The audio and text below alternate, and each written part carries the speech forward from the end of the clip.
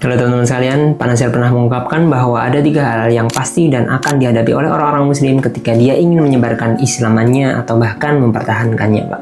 Apa saja 3 hal itu menurut Pak Muhammad Nasir? Yang pertama adalah kristenisasi, yang kedua adalah nativisasi, dan yang ketiga adalah sekularisasi.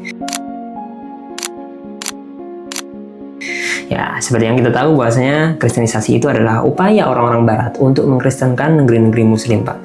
Sedangkan nativisasi adalah upaya orang-orang barat untuk menghilangkan identitas kita, Pak. Yang mana identitas tersebut dianggapnya sebagai ancaman bagi keberlangsungan penjajah, Pak. Sehingga harus dihapus supaya jauh lebih jinak. Dalam hal ini, kita sudah membuat video yang kemarin, jadi supaya tidak panjang lebar, silahkan teman-teman sekalian untuk merujuk video tersebut, Pak. Nah, yang sekarang kita akan bahas dalam video ini adalah sekularisasi. Apa itu sekularisasi? Ya, jadi sekularisasi itu gampangnya adalah upaya untuk memisahkan antara agama dan dunia, Pak. Ya kan, seakan-akan suatu hal yang sifatnya itu duniawi itu tidak boleh dicampur dengan agama gitu.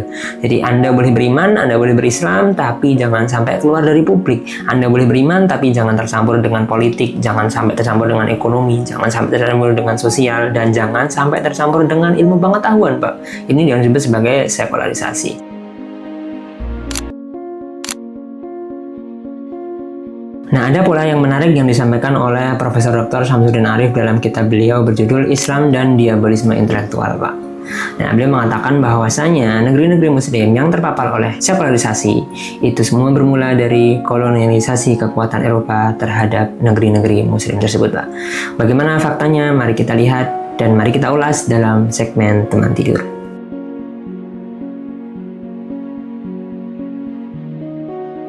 Masih dalam kitab beliau ya, Islam dan Diabolisme Intelektual, dan kita mulai dari negeri yang paling dekat dengan Indonesia, yaitu adalah India, Pak. Jadi India itu sebelum Inggris datang itu dikuasai oleh dinasti-dinasti ya. Dinasti yang paling terakhir itu adalah dinasti Mughal atau Mughal atau Mughal atau apapun lah sebutannya ya. Yang penting dinasti itu adalah dinasti yang mana itu memberlakukan hukum-hukum Islam, Pak. Ya kan? Nah, kemudian ketika Inggris itu datang, Inggris ini secara perlahan menghapuskan hukum-hukum Islam tersebut, Pak.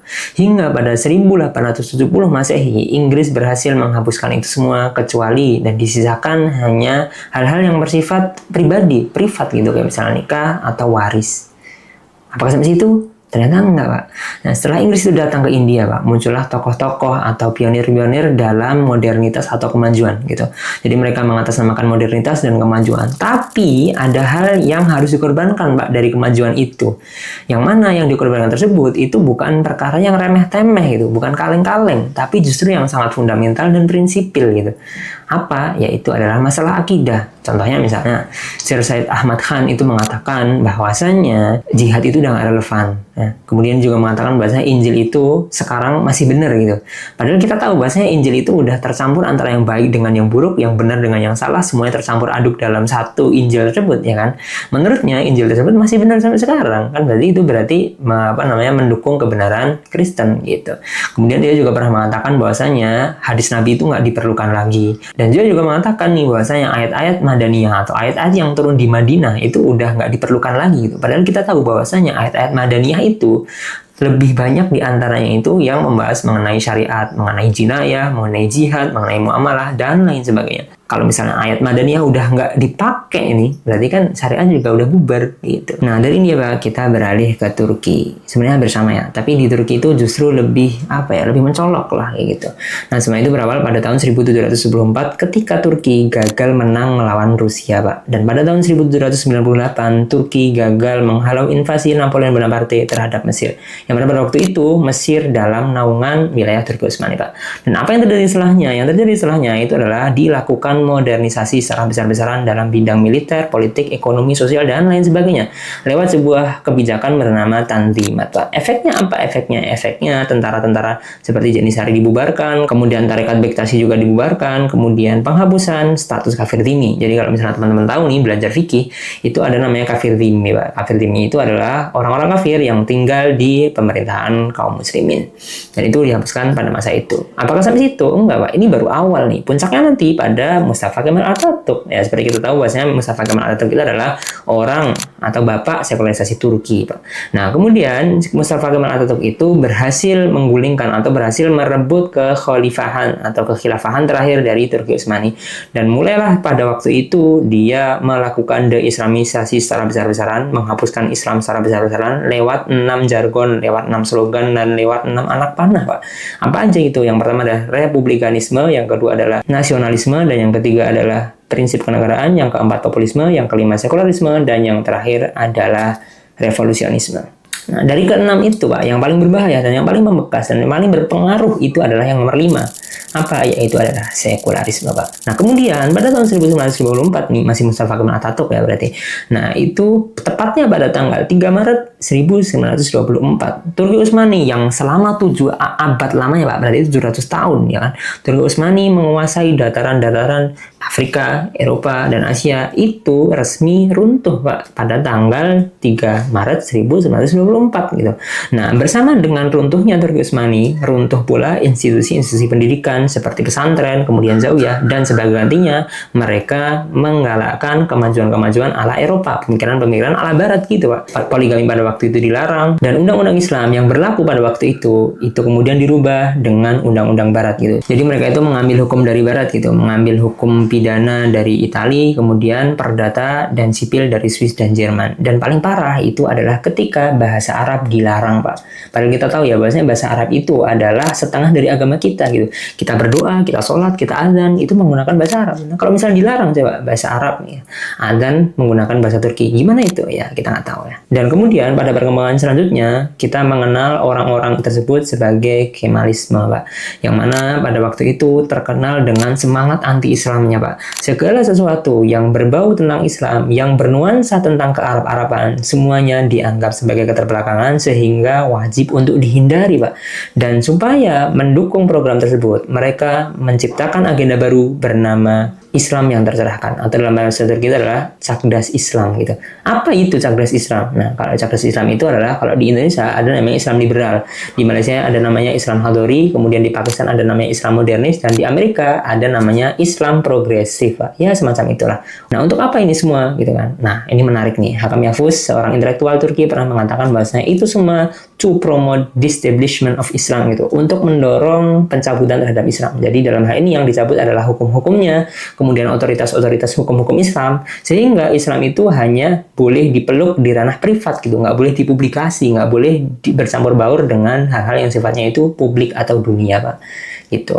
Nah, kemudian pada perkembangannya nanti Turki ini sangat nanggung ya. Mereka katanya pengen maju seperti Barat, tapi nggak kunjung maju juga karena Turki masih negara berkembang, dan dia juga pengen katanya ingin melampaui Turki Utsmani gitu. Tapi jangankan melampaui, Pak, sejajar dengan Turki Utsmani aja masih jauh gitu.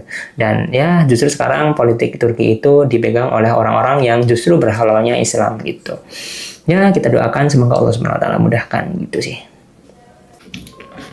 Nah, sekarang kita pindah dari Turki menuju negara tetangganya, yaitu adalah Mesir. Ya, sama permulaannya itu adalah, tadi sempat kita sebut bahwasanya permulaannya itu adalah pada invasi Napoleon Bonaparte terhadap negeri Mesir pada tahun 1798.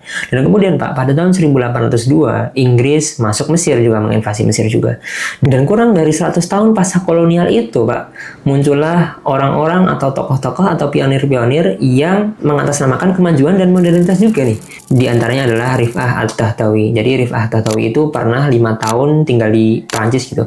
Kemudian dia takjub akan kebudayaan Prancis, kemudian dia membaca filosof-filosof Prancis seperti Voltaire, Condillac, kemudian Montesquieu, dan Rousseau. Itu Rif'ah At-Tahtawi, Pak. Apakah sampai itu? Enggak, Pak. Masih ada yang lain bernama Qasim Amin. Nah, Qasim Amin itu adalah salah satu murid daripada Muhammad Abduh, Pak.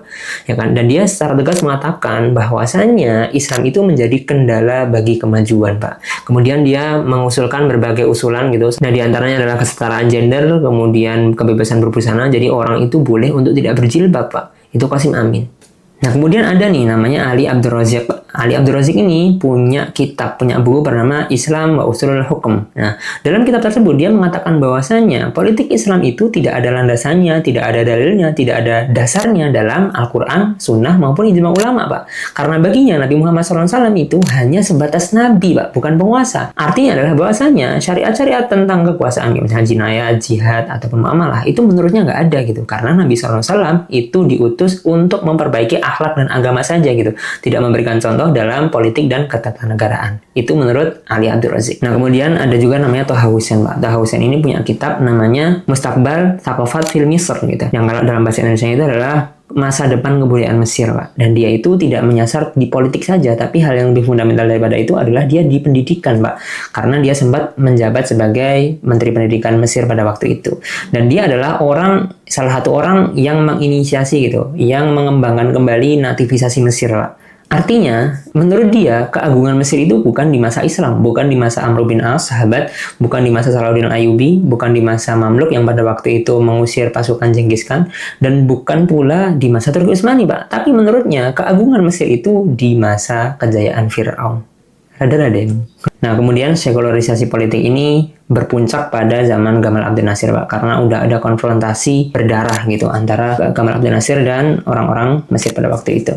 Yang mana ya kita harus mengakui bahwasanya pada waktu itu Ikhwanul Muslimin juga sempat bergejolak dengan Mesir ya.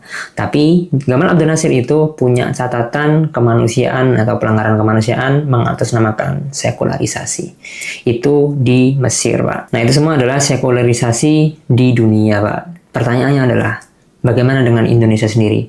Ya kan? Nah, karena kalau misalnya kita buat kayaknya lebih panjang gitu ya. Jadi teman-teman silahkan subscribe. Insya Allah kedepannya kita akan membahas mengenai sekularisasi dan nativisasi di Indonesia. Assalamualaikum warahmatullahi wabarakatuh.